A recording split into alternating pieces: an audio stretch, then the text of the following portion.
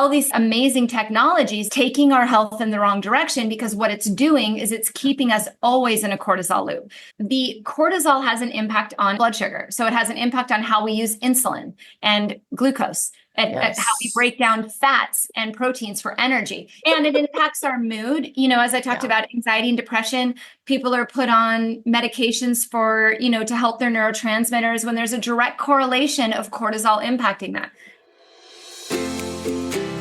Welcome to the Inspired Living with Autoimmunity podcast, the podcast for high achievers who want to stay sharp, focused, and full of energy despite their diagnosis. With your host, National Board Certified Functional Medicine Health Coach, Julie Michelson, where Julie helps you take your power back from autoimmunity. And now here's your host, Julie Michelson.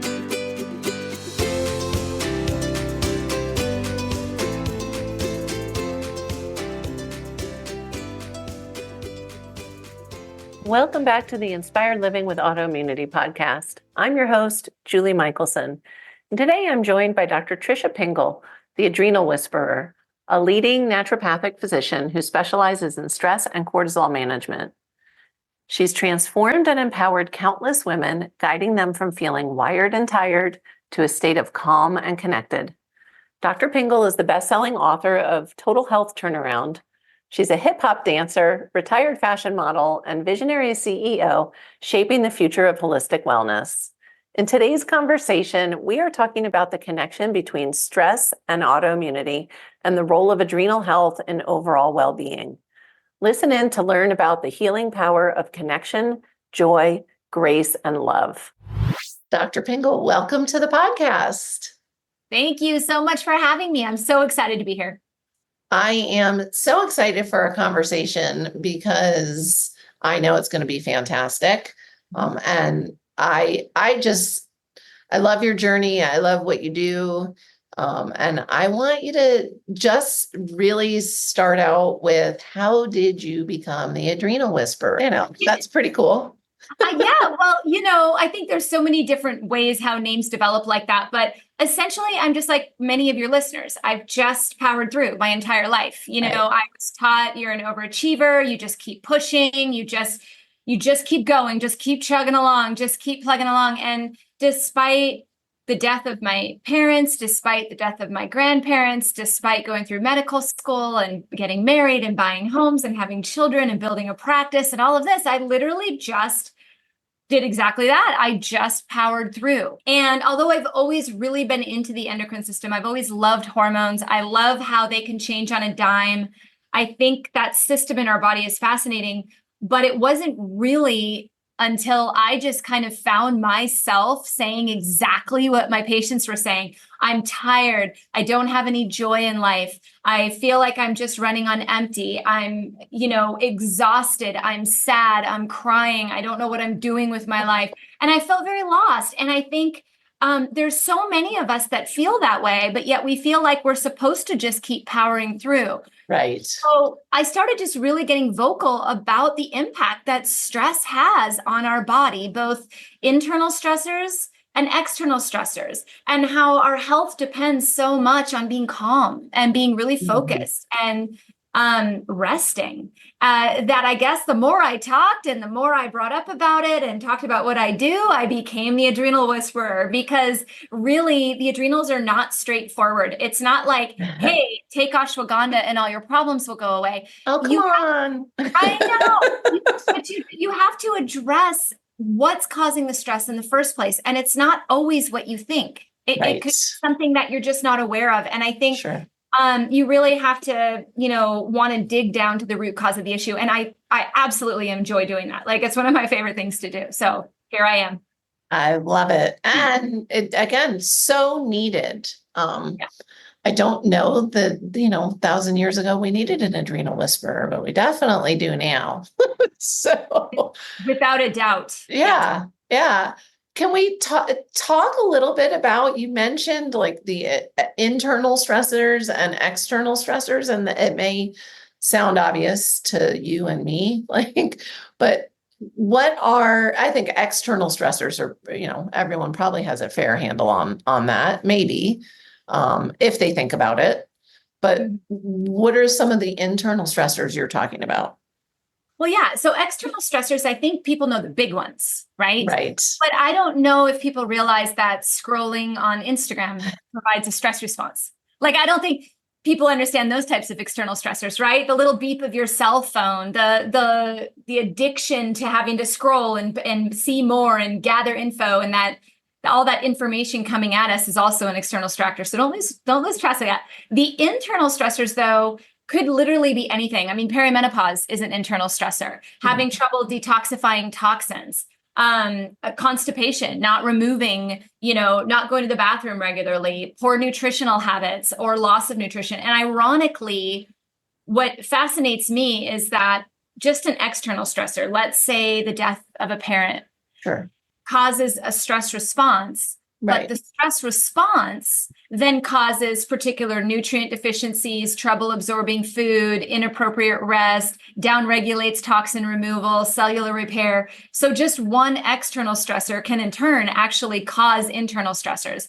And I think what people need to be aware of is that we've adapted to this because we're amazing. Like, our bodies are amazing. And they adapt to stress, to keep going, to fight through. But this adaptation is actually doing us a disservice because we're spending more time trying to run from bears in our life than we are actually resting, digesting, and healing. And it's really becoming a problem where the external and the internal are now becoming very intertwined.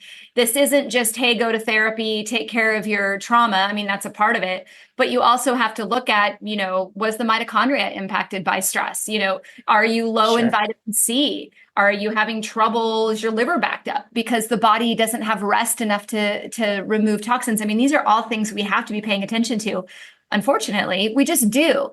And if we do, we can adapt back.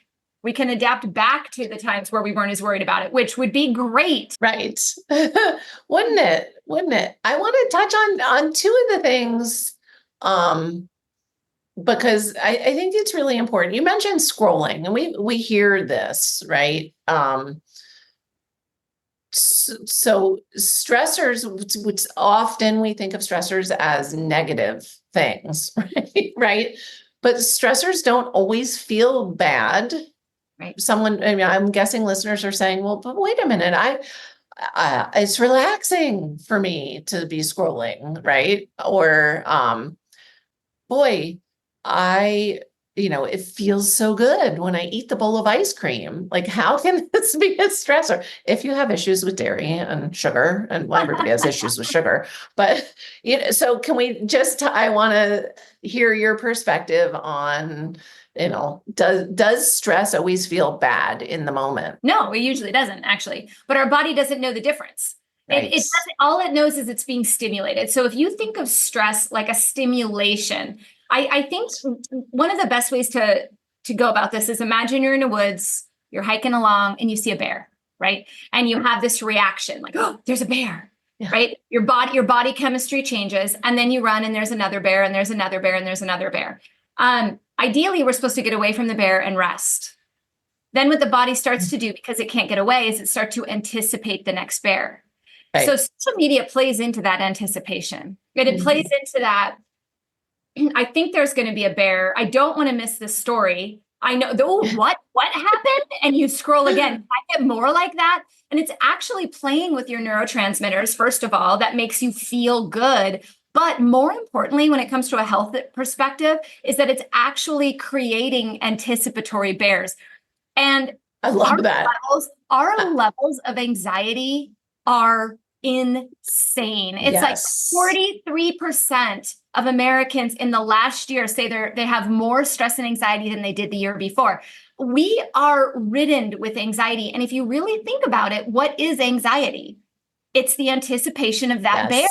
It's what's going to happen next. And then you coming up with all the different things that could happen, which is getting ahead of yourself. And unfortunately, social media plays into that. And I realize I'm on social media. I realize I get out there and I dance and I, teach people about health in a fun way. And the reason I do that is I'm trying to reduce that stress. But at the same time, I'm not sitting on social media scrolling every day, right? So I think there's a balance. I think it's one thing to catch up with people or spend a moment, but how much are you missing Right. during that time that you could be doing for your health? You could be out for a walk. You could be making a nutritious meal with your friends, so there's a lot we're starting to miss, and that adaptation to that bear, we're starting to not notice. And Yes. that's what concerns you me the most, just is totally that adaptation. Yeah. read my next question, which was, it's along the same lines. You just right out of my brain, you took it. Which is because I hear this all the time. So I want you to share with listeners. Do you, well, you already hit on, anxiety is higher than ever. Because of how we're living now, stress, our inputs are higher than ever. I hear all the time though, but I don't feel stressed out. I don't need to go for a walk. I don't need to meditate. I don't need to whatever, fill in the blank. I don't feel stressed out. Mhm. If stress is playing a role impacting health, Mhm. do you think we necessarily feel, obviously some of us feel stressed out when we are, but this whole, I do think there's this misconception about, because I don't identify as anxious or feel like I can't control whatever. So my stress is fine. I don't have everyone has stress, right? Yeah. It's like, if you're not having a panic attack, you're not stressed, right? Right. I ask people when they say, well, I don't have any stress. And I say, okay, are you tired? Yes. Do you sleep well? Not really. Are you noticing any hormonal changes? Oh my God, I have hot flashes all the time. Is your hair falling out? Oh, I hate that. Hair falling out all the time. Do you ever get bloated, or do you feel like you're holding on to a lot of weight? Yeah. Oh yeah. I'm like, okay, these are all signs of stress adaptation. Just because stress can present in every single system in our body. Cortisol controls is linked into every single system. I mean, there was something with autoimmunity that like more than 85% or something of people have a stressful event before the onset of their autoimmunity, but they don't link the stress to the immune system. That just doesn't link there. I bet it's higher. So I mean, I will give people a challenge. I will take that you're not stressed if you feel freaking fantastic. You're on no medications, your labs are spot on, you're never bloated, you're sleeping well, you feel great, your life is full of joy. I will agree with you. You have managed the stress. But I don't find very many people who've done that. But you just used a key word, managed. That's the thing. Like if you're not intentionally managing stress, I promise you have at least one, if not many of those symptoms. Like we have to, again, it's kind of the input output thing, like in our modern life, because like you said, it's little stress. Our body doesn't know the difference between good stress, bad stress, big stress, little stress. Everything is, you say bear, I say lion, either or. Actually, I should say bear. I live in Colorado. I live in Arizona. Or like, mountain lion. I don't know. I guess I need to say scorpion. Yeah. So, but so if we're not managing intentionally, I promise, if you're a listener and you're thinking, oh, first of all, if you feel okay, you're probably not listening to the podcast if you're happy with how you're feeling. But it takes intention, I think.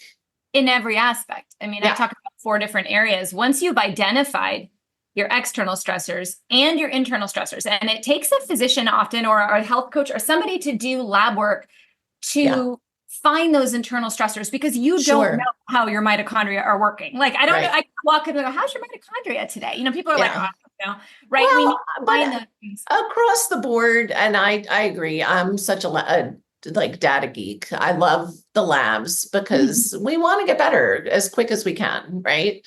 But I promise, like, if you're expressing active autoimmune symptoms, your mitochondria is probably not so happy. Right. Oh, yeah. You may not need the labs. But why? Yeah. Yeah. Oh, but then the why. Yeah. If you have a diagnosis, that can lead you to the internal stressors, but you have to identify both. And then you have to address it from 4 different areas. You have to address it from nutrition, because if your body's under stress, it has nutrient depletions. Number two, moving with intention, exactly what you're saying, movement with intention and focus and in a calm state. You cannot lose weight in a stressed state. You cannot, because the body is going to pack on the fat around the abdomen so you can run from the next anticipated bear. So there's a very important aspect to movement. And then there's supplement with wherever your imbalances have been found. And then there's mindset. It's making a choice to change. It's making a choice to interpret stress in a different way. And that's where I think the biggest skill comes from. And it's where our medical society is lacking because we don't teach that. We find all the things, we do all the data points and we say, oh, you're low in vitamin C. Here's your supplement. Take care now. See you next year. Instead of really saying, well, okay, why are we like that to begin with? And how can we now change the way that we interpret, manage, address stress? Because the stress is not going away. I think we can all agree that, I run 2 businesses. I have teenagers. I'm married. I have dogs. There's always stuff going on in my world. And that's okay. It just kind of depends on how you look at it, how you reframe it, and what you choose to do about it. I'm choosing not to spend an hour on social media because I can choose to go outside and take a walk, which is going to benefit me in the long term, right? Everything we do is a choice. And I think and always saying never do this or always do this doesn't help us out. We have to learn how to make a choice in the moment that favors the healthier choice. And it's literally that simple. Health is one choice at a time. We put money in our bank account out of our paycheck every month for retirement so that we can live this amazing retirement where we can go party, turn 65, right? We can go party, we can have a great time. If you don't have your health, you can't do as much as you want. So why aren't we putting a quarter into our health bank every single day? Just one. We don't have to put $1 million into our account in one day, but we need to do something. We need to do one choice. Am I going to eat the eggs or the oatmeal for breakfast? That's a choice, right? I love that. I love that was your breakfast choice. That wasn't my breakfast choice. No. I love that those are the 2 you came up with because, but that would take us in a whole different direction. But stop eating oatmeal for breakfast, people. It's not healthy. They sold you a bill of goods. It's not a great way to start your day. But you can make a choice. Sure. Every single thing that you do is a choice, right? You have a choice when you wake up to allow your day to take you down, to allow that when you walk downstairs and you grab your cup of coffee and someone comes in, like my 13-year-old's moody. He's just moody. Like he just is. Because he's a 13-year-old. Yeah. And he'll come down there and I have a choice. I can let his snippiness ruin my day, or I can just kind of laugh and be like, hey, good morning, dude, and leave the room. Like I have a choice. Yeah. And I think we forget that. We feel so out of control running from the bear. We run so fast and we're turning the corner and prepping for the next bear that we forget that things don't happen to us. They happen for us, but we have to pay attention. If we don't pay attention, it's going to take us down. The bear will eventually eat you. So it's little mindset shifts where it's just, is this worth my energy to even have a reaction over? Those are things that I wish our medical society would spend more time talking to people about, because as easy as it sounds, it's one of the hardest things to do. Well, and I feel like even if stress is addressed in a traditional medical setting, I shouldn't use the word addressed. I think it's often brought up. Mm-hmm. But then that's it, right? Like, oh, you need to manage your stress better.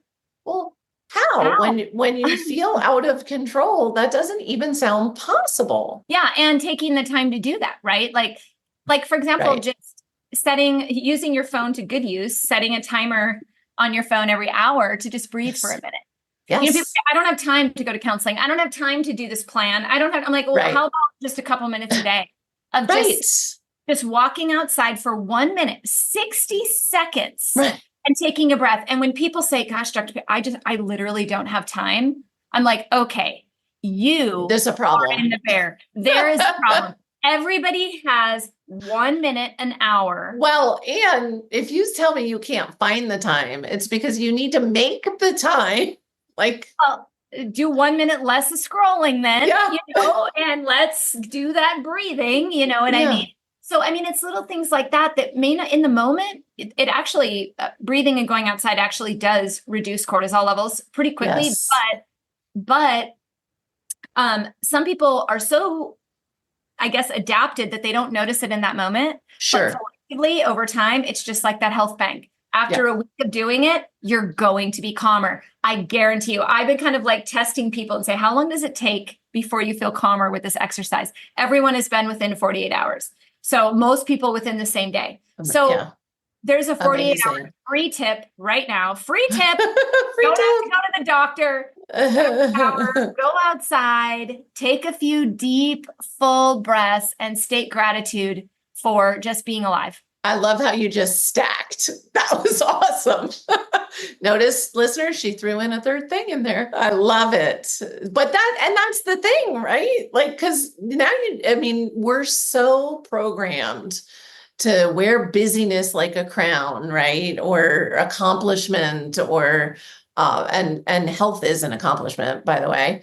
But so if you're like that whole story, I don't have time, or like bang for the buck, that she gave you 3 things. You could spend 1 minute doing 3 things. It's not even 3 minutes, just 1 minute, 3 things. Huge hit. I love it. And I'm gonna up level it one more time for stacking.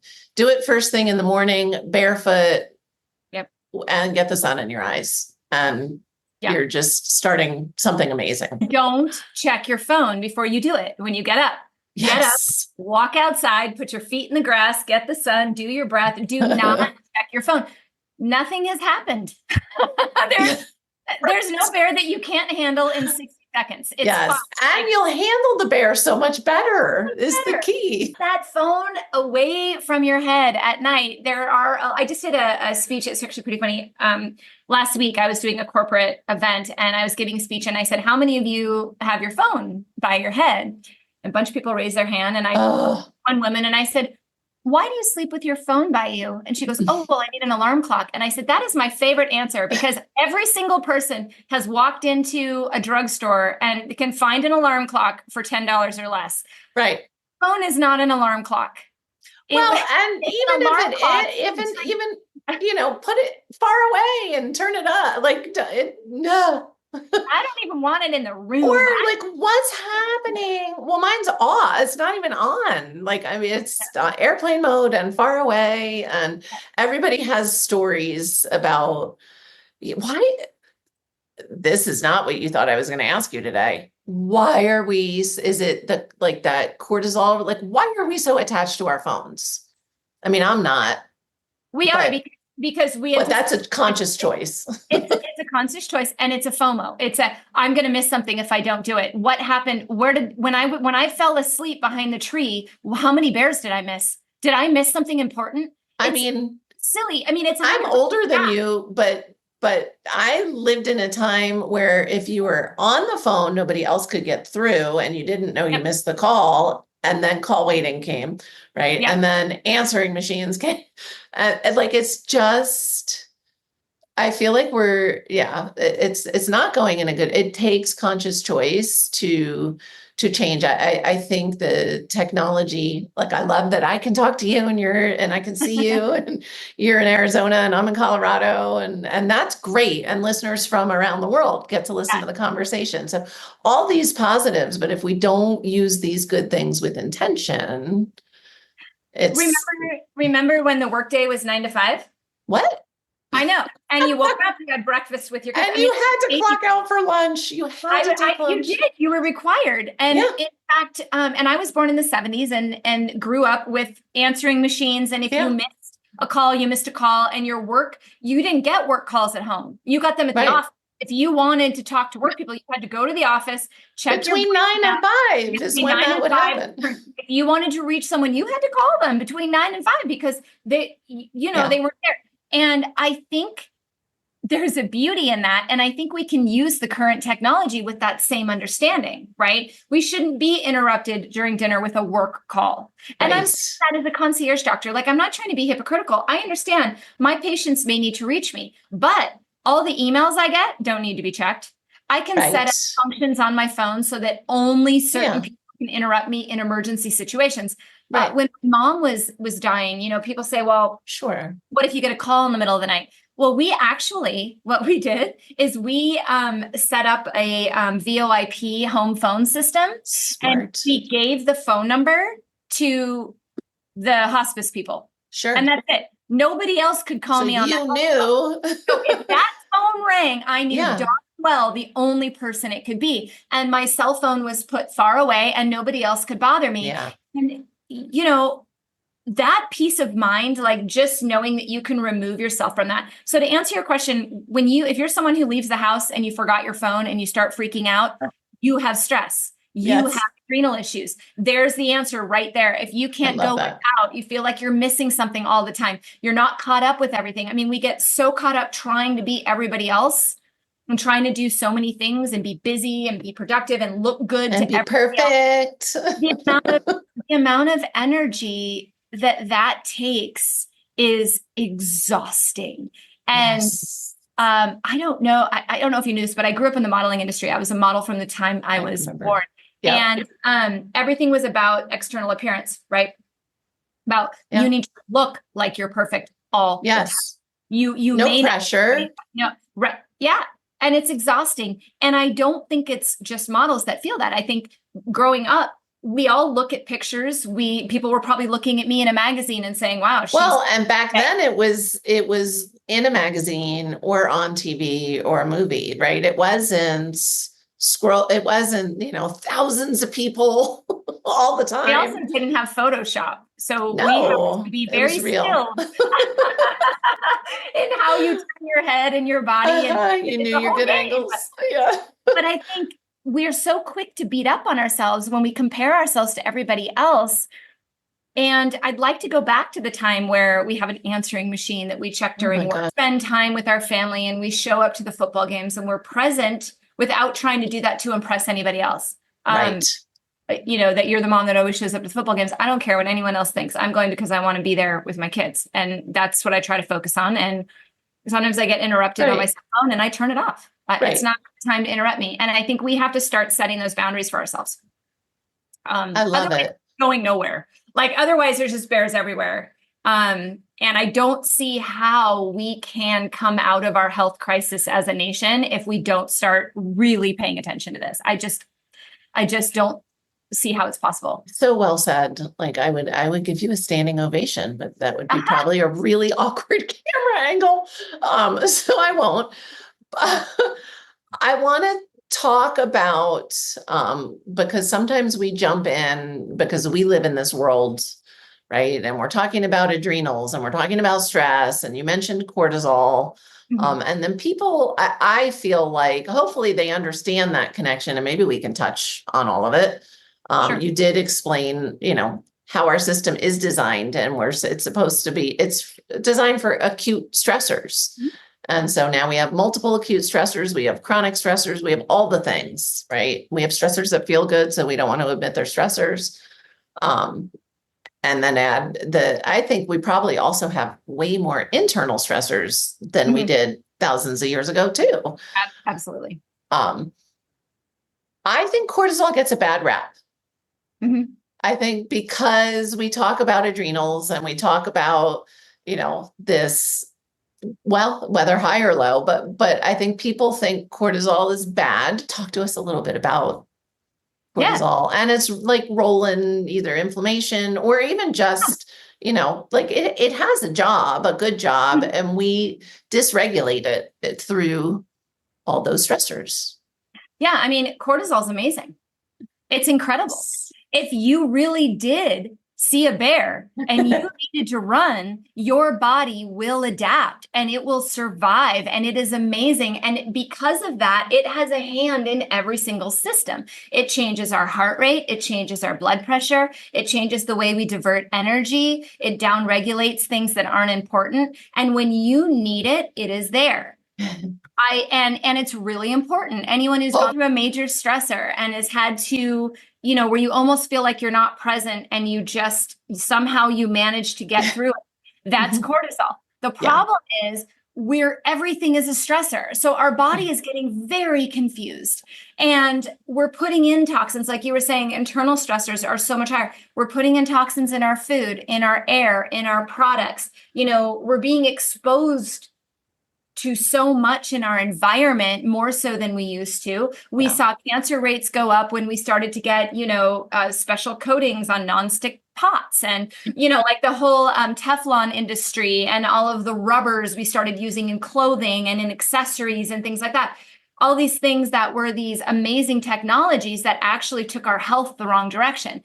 And I think when we were talking about technology, this is an amazing thing, but it's taking our health in the wrong direction, because what it's doing is it's keeping us always in a cortisol loop. So cortisol is released when you see that bear, along with other neurotransmitters. It's released from the adrenal gland. The cortisol has an impact on, and my book talks about this, each chapter talks about this, but it has an impact on blood sugar. So it has an impact on how we use insulin and glucose, and how we break down fats and proteins for energy. I always laugh when people say, and they're not wrong, but give me a second on this one. They say, well, you need to eat lots of protein as you get older to build muscle. I don't argue that. You do need protein. But if you're under stress, your body's not going to break it down well. Right. So then you're eating 200 grams of protein and you're getting stomach aches and you're not losing weight. And you're like, well, that doesn't work. Well, because wait, does stress also impact digestion and 100%. Our enzymes that we're supposed to make? Yeah. It lowers your hydrochloric acid. It downregulates the release of the enzymes from the pancreas. It downregulates gallbladder function. I mean, gallbladder removal is one of the number one surgeries in our country, and it's just dismissed. Well, just don't eat fat. Well, we need our gallbladder, Right. It's not there by accident. It wasn't an extra spare part. Like, come on. Right. And it impacts our mood. As I talked about anxiety and depression, people are put on medications for, to help their neurotransmitters, when there's a direct correlation of cortisol impacting that. If you're in the woods and you see a bear, you're not going to sleep well, especially if you saw a bear every time. Right. And yet we still walk down the same path, don't we? Yeah. We know 8 bears down this path, and we show up in the morning and we say, you know what? I'm gonna be ready for that bear again. And then you're walking around with your bear spray. You're like, okay, I know it's coming. I'm ready. I'm ready for this. You bear. actually do sound like you live in Colorado, by the way. You know what I mean? Yeah. But we can choose to think of the bear in a different way. It could be a little bear cub. We could choose a different path. We could divert before we know the bear is coming. We have a lot of different options, and internally our body does the same thing. It diverts with medications. It diverts with stress response. It diverts if it goes for progesterone and it's not there. It'll find a different way to get there, right? So I think the point is that cortisol is good when the body is calm 80% of the time. But we're not spending 80% of the time in a calm state. We're spending more and more every year, more percentage in this sympathetic nervous system, this fight or flight. I've got to beat this bear. I'm just going to prep for it. If I prep for it, I'll be fine. No, right? Yeah. You have to actually be accepting. I mean, things happen. Sure. And they could be devastating. I've had numerous times in my life where something's been absolutely just knocked me on my butt and devastating. Sure. And in the moment, I thought I will never get through. Right. And we do. But in hindsight, it was some of the best things that ever happened to me, because they turned my focus to take a different path. And there's a lot of different good that comes out of those stressful moments, and trying to be prepared and be a perfectionist and figure out how to beat that bear is not always the answer. Sometimes we just have to submit. Well, and that being a perfectionist does not serve you health-wise, period. And how boring to be a perfectionist all the time. Well, but they're going to end up, finding you or finding me, or because you are always, even if you're not a type A, but if you're an inner perfectionist, you're going to end up inflamed. Oh, yeah. You're going to end up, always in a bear, looking for the bear. And so, or living with the bears. One or the and that doesn't sound fun. I'd rather be a little perfect and have a little bit more fun, dance a little more, play a little more, Yes. And make mistakes. I mean, that's and I know, the dancing, that I love that you are still embracing dancing and sharing it with people. Joy, Like that's the other, I think, danger to this, modern technology. I was complimenting that we can be on Zoom in different places and then people get to hear and that's amazing. But the joy is really essential. It's always balancing, like cortisol needs balancing, right? It's supposed to, if we have an optimized circadian rhythm, cortisol is our friend, like not even just in a stress response. It gives us energy in the morning when we wake up, right? It's anti-inflammatory. So I just wanted to cortisol's not bad. Right. It's constantly cranking it out that leads to bad things. And maybe those bad things are then you can't really make it very well. And now you have no energy, it's that moderation. It is. And, like cortisol, you're right. It's anti-inflammatory in an acute state. In a chronic state, it's very inflammatory. Right. It's like yin and yang. It's like people are like, oh, cortisol, it's not my cortisol because that's anti-inflammatory and I'm really inflamed. Well, wait a minute. Oh, no. Yeah, no, Sorry. I know. Thank you for clarifying. But I'm saying it's interesting because there is always a balance. And, I think when you're talking about joy too, a lot of people say, well, great, you can just put on a smile and pretend to be joyous. No, I mean, I just watched, I love Inside Out, loved that movie. I would just watch the second one. With joy comes sadness. With sadness comes anger. With anger comes, if you're shut down because you don't want to feel the feelings you don't want to feel, you're also not really experiencing joy. But also the dance, and what made me think of the joy is, and even just your face when you say dance, like it's like, oh, I can feel the joy. I get it, like a just beautiful neurotransmitter cascade from your joy. I think dancing brings everybody joy. I don't need people looking at me when I do it because nobody, although, I mean, it will create laughter. So that's always good. But we need some of those balancing chemicals too, that is part of, I always include joy as part of stress management, because it's essential and sadly also takes intention these days. It can, like some people have forgotten about it. Like they think they outgrew it in childhood or in early adulthood. Yeah. And so it breaks my heart when I ask a client, what brings you joy? And I get the like a deer in the headlights look. I get that. And it's like, oh, me too. That's why they're meeting with us, right? Like it's a component of it. Recreating joy and reintroducing people to joy is just such a pleasure and an honor.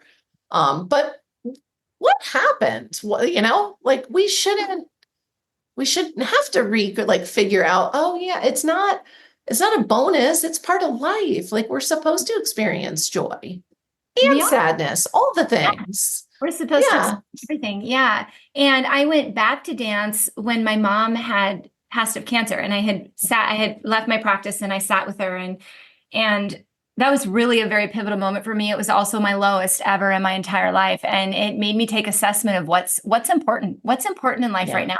Here's someone who, couldn't get up to go to the bathroom by herself. She needed help with everything. The things that she used to do, just getting in your car and going to the grocery store, that you'd say, oh man, I have to go to the grocery store today. Well, she couldn't go to the grocery store. Right. There's a lot of gratitude that comes from watching somebody lose. Yes. That you take for granted, right? Yeah. And I was down and out and I was depressed and I wasn't happy. And I did have someone ask me, well, what brings you joy? And I could not answer that question. Mm-hmm. I said nothing. My answer was absolutely nothing. I have no anything. And so I started to really take assessment and said, well, how can I bring my joy back? And I said, well, what would I have done if I was 2 or 3 or 4? What would I have done? What did I really love to do when I was little? And I loved to dance. I grew up dancing. My dad was a musician. So every morning and my dad passed when I was 24 years old. So I had lost him already. Yeah, me too. And so I used to wake up every morning and go into the kitchen to get breakfast, and my dad would be strumming the guitar. And when we had parties or my parents would put gatherings together, there was always music. And at Christmas, we sang Christmas carols, and there was always music in my life. And when I really looked at it, I was like, I don't have music in my life. I don't have music in my heart. I don't have music around me anywhere. I'm not beating any beat at all. I'm literally just going through in silence. So I started dancing again. And it was not easy because my brain had completely detached from my body. Sure. Say, hey, Tricia, put your arm here, and it would go down here. It didn't understand. But what it taught me is that by using all of these different aspects of our brain, by having to learn choreography, by having to feel the music, by having to, get over the fact that someone might be watching me, things like that, all these things that we worry about all the time. I don't have time to worry about them when I dance. I can't. No, I it's don't like have me time. me riding a horse. Like I just have to presence. let it go. And by letting all that go, I became a better dancer because I wasn't thinking about it. And now I can do, eight counts of choreo in an advanced class, and I may not look And you're exactly popping with the young kids. I know I may not look like the 15-year-old next to me, but I'm keeping up. Love it. And I'm having fun with it. And I think finding your joy, if you're someone listening right now and you're like, man, I don't have an answer to that question, then your number one assignment is to figure out, what did you love to do? Did you find it, do something creative or start something creative? But there's something you used to do when you were younger. We innately go to joy when we feel sadness as a kid.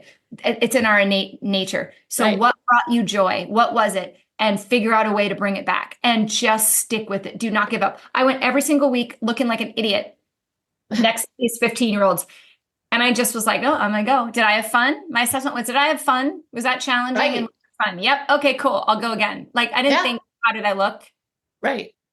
I didn't even well, think of all of the things in life we would never do if we thought, the preface was, am I going to think I look good doing this? Come on. It took me a while to record myself too. It took me a long time. And one of my I was just thinking the same thing. Yeah. I used to be like, no video. Yep. Yeah. And my teacher one time was like, look, if you want to get better at dance, you should start recording yourself. Watch yourself. Yeah. Because like, you think you're doing worse than you are. And when you start watching yourself, you're going to see where you need to work, what you need to work on and what you don't. And I think accurately, if we turned like our lives on ourselves and really took a good solid look at what are we really proficient at and what do we need to work on, and then we took those things we need to work on and we actually worked on them, imagine the growth and imagine how much that would calm the bears, because we're no longer trying to keep up with something that we don't understand. Right. We have to really take self-assessment and really be honest with ourselves about what we're allowing into our energy and our space. And just that alone can reduce adrenal stress dramatically and allow you to have a better focus on now, okay, what do I need to address in other areas of my health? It's progressive. I love that. I love it. And now I think you already answered our wrap-up question just now. But then I was like, well, then that's not fair because I didn't give you a chance. What is one step listeners can take starting today to improve their health? And it could be. Well, I've given you a couple. So let me give you, I've already given you a couple. So let's look at this one. So let's deal with some of the external bears for a second. Ones that you're in control of, right? I always say there's three aspects to this. Number one, ask yourself, is this worth my energy? Secondly, do I have any control over the outcome? And number three, make a choice. Am I going to take it on? Am I going to delegate it to someone else? Or am I going to let it go? And when you start asking yourself these questions, I tend to find that most of them you're able to let go. And when you let them go, that's taking a different path. That's not continuing to walk right into the bear every time. So just some little small choices that you can make just by asking those questions. And when you start to feel that, I'm mad, I don't like that, I'm frustrated, I'm stressed out. Is it worth your energy? Do you have control over the outcome? And what are you going to do about it based on those facts? That's gold right there. That's like the mic drop. I am glad I gave you a chance to give us one more thing. Before I let you go, I want you to, we touched on the book and what is the name of the book for listeners? Total Health Turnaround. You can definitely find it on Amazon. Sometimes it's on my website, sometimes it's not, but it's always at Amazon. And you can find me at drpingel.com. I encourage you, please follow me as long as you don't spend too much time scrolling, you can follow me, but say hello, because what is social media for? What's the good side of it? It's connection and finding like-minded people to help drive it forward. So allow me to help you move forward positively in your health. So say hello and connect. Don't be a stranger. And hopefully you'll laugh and have a little fun along the way with me. Amazing. I really genuinely am so grateful for your time, your wisdom, your joy, your smile. Thank you so much for just everything you shared with listeners. Go get the book, go find her, because this is we're just scratching the surface of the remarkable, life-changing, not only just information, but approach, right? It is, like you said, it's one step at a time. And it applies to literally everybody, especially applies to anybody listening to this podcast. So thank you. Oh, it's my pleasure. Thanks for having me. For everyone listening, remember you can get those show notes and transcripts by visiting inspiredliving.show. We'll get information on the book, the websites, her Instagram, all the places to find her, maybe a dancing video. I will see you guys next week. I'm just going to have to tell you that. I don't know, because I love talking to you. I don't know what is going on, but I'll just write down what time it is, because I usually I'll do, split screen. Zoom is stuck. I wasn't even positive. Are we still recording? Now I can't stop recording. It's fascinating. I did not see, it says recording, and I did not have any lag with you where everything was great, except that I can't minimize Zoom. I usually just put you next to my notes. You know what I mean? And now I can't stop recording. So I will close. When I close it, it'll stop recording. Okay, good. Are you coming to the summit next week? I'm not. Oh, okay. I know. I know. Yeah, it'll be interesting to see. I know they're saying last one. But I think it's last one in its current, like the way it's been. That's what I'm saying. Yeah. So we are talk about stressors. No, we're moving clinics, like now. So, and rebranding and redoing, and so lots of opportunity to recreate. And our perspective is, I'm excited. Good. It's a lot, but I'm excited. Good. So, yeah. Well, awesome. Well, thank you for your time. I hope this Thank you. well. It's perfect. I just was like, are you kidding? As long as, and I know the recording is good, so I'm happy. Okay. All right, sweetie. Let me know when you're releasing it, and I'll promote yes, as best as I can. Absolutely. Okay? Thank you. Have a good day, hon. You too. Bye. Thank you for listening to Julie Michelson's Inspired Living with Autoimmunity. Did you enjoy this episode? Please like, share, and subscribe wherever you listen to podcasts. If you'd like to get a transcript of this and every other episode, just head on over to inspiredliving.show or click on the link in this episode's description. There, you can also find everything we discussed in this episode, including links and information about our guest. You can even send in your questions to be answered by Julie in a future episode. That's inspiredliving.show. Until next time, this is Julie Michelson's Inspired Living with Autoimmunity podcast, helping you take your power back.